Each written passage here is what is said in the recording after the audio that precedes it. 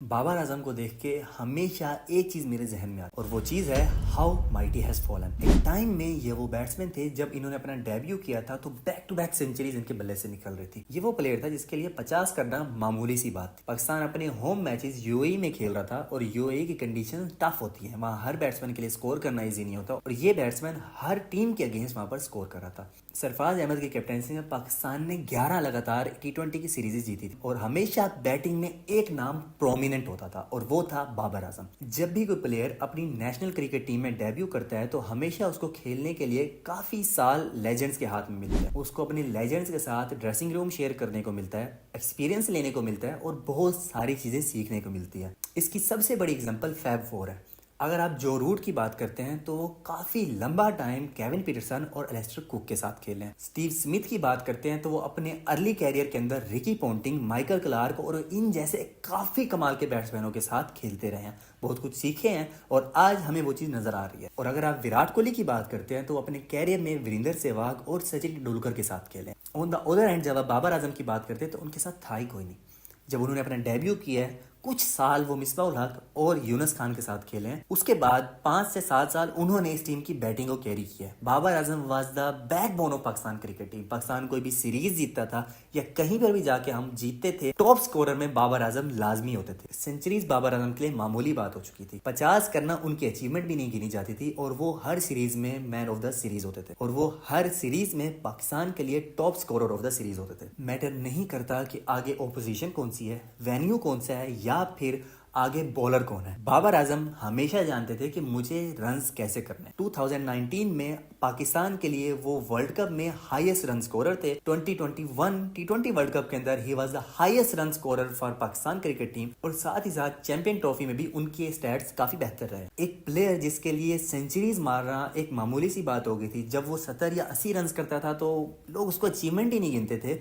एक ऐसी टीम के अंदर जो लैंड ऑफ पेसर जरूर रही है, अच्छी स्पिनर जरूर प्रोड्यूस किए हैं, लेकिन कभी भी अपनी बैटिंग की वजह से उस टीम को अप्रिशिएट नहीं किया गया। और वो टीम जब भी कोई आईसीसी इवेंट हारी है, जब भी नॉकआउट स्टेजेस पे बाहर हुई है, हमेशा अपनी बैटिंग की वजह से हुई है। उस टीम में एक ऐसा बैट्समैन निकलता है जिसको दुनिया अप्रिशिएट करती है, जिसको ऑस्ट्रेलियन लेजेंड्स अप्रिशिएट करते हैं, जिसको हर लीग मुंह मांगा पैसा देती है, जिसने अपनी ब्रांड वैल्यू इतनी बनाई हुई होती है कि वो करोड़ों में खेल रहा होता है। उसको पाकिस्तान के टीवी शोज या पाकिस्तान के ब्रांड्स अफोर्ड ही नहीं कर पाते। 2021 के बाद ऐसा क्या होता है कि उनका डाउनफॉल शुरू हो जाता है। पाकिस्तान क्रिकेट हमेशा बाबर आजम के अंदर विराट कोहली ढूंढती रही है। हमेशा उनका कंपैरिजन विराट कोहली के साथ बहुत ज़्यादा होता रहा है और इस चीज़ के ऊपर वो खुश भी होते थे और विराट कोहली को अप्रिशिएट भी करते थे और विराट कोहली ने भी उनको हमेशा अप्रिशिएट किया। हमेशा ये चीज़ देखने को नजर आती थी कि वो दूसरे विराट कोहली बनेंगे, हालांकि ये चीज़ गलत थी। वो पहले बाबर आजम भी नहीं बन सके।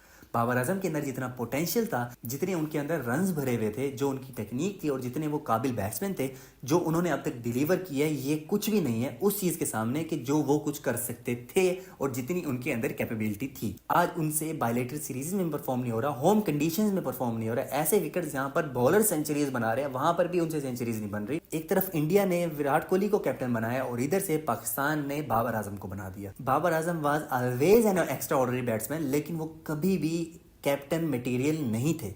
उनके अंदर कैप्टेंसी के स्किल्स नहीं थे, उनके पास कैप्टेंसी वाला माइंडसेट नहीं था। पाकिस्तान को तकरीबन 4 से 5 साल सर्व करने के बाद एज अ कैप्टन उन्होंने कैप्टेंसी को खैराबाद कर दिया।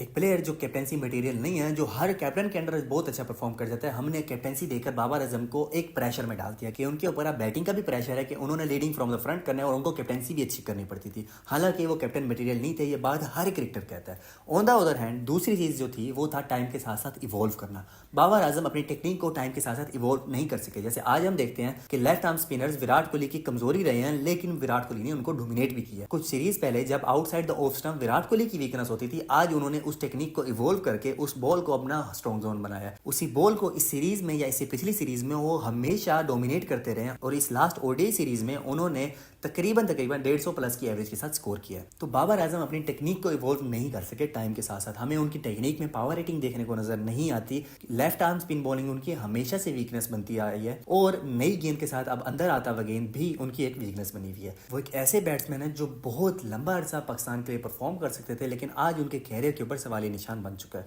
पिछले 3 साल के अंदर उन्होंने कुछ भी ऐसा डिलीवर नहीं किया जिसके ऊपर उनको अप्रिशिएट किया जाए या ये कहा जाए कि this is the best what Pakistan have. और ये चीज पाकिस्तान की मैनेजमेंट और उनके डोमेस्टिक स्ट्रक्चर के ऊपर भी सवाल खड़े करती है, क्या वाकई ये आपका बेस्ट बैट्समैन है और आपके पास क्या इसको रिप्लेस करने के लिए कोई भी एक बैट्समैन ऐसा नहीं है जो कि इसकी जगह पे इससे बेहतर परफॉर्म कर सके।